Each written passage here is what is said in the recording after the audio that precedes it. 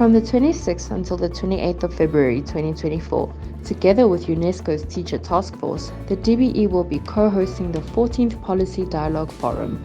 Ahead of the forum, the DBE has put together a series of videos on the work done so far in relation to teacher development.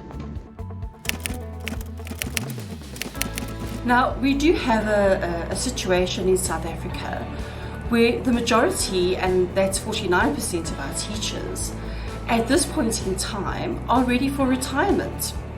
So our teachers, including our management staff at schools, are ready to go on retirement. So what are we doing about this? We have a situation where most of our rural schools are going to be losing their teachers due to retirement. And we also find that geographically our rural schools have a situation where we need to ensure that their teachers are replaced. In addition to this, we have with 9 provinces in our country, where we have provinces that do not have a problem with geographically with the provision of teachers, but they do have a situation where when you look at the school-going age of learners, they find that there is a huge influx of learners to these schools, and the learner-educator ratio rises, and we therefore need to ensure that there are sufficient teachers to ensure that our class size is not too large for our teachers to manage. Now, with this phenomenon where our teachers are going on retirement, we now need to ensure that we have sufficient teachers available for our schools. So what have we done in South Africa? We have been, I think, very prepared in that we work with our sister department, Department of Higher Education and Training, to ensure that we have sufficient number of teachers that are being produced by our universities.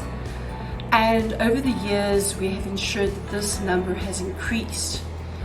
And when we look at the research that has been done on demand and supply, we have found that we are going to have sufficient number of teachers that will be available for our schools in South Africa. Now, the quantity is sufficient. However, we do have a situation where we might not have the right kind of teacher. And if I say the right kind of teacher, the right teacher that is teaching the right subject for our particular school. So we'll find at the moment we have a lot of our secondary teachers that are supposed to be teaching in our high schools that are actually teaching in our primary schools, which is not a situation that we want.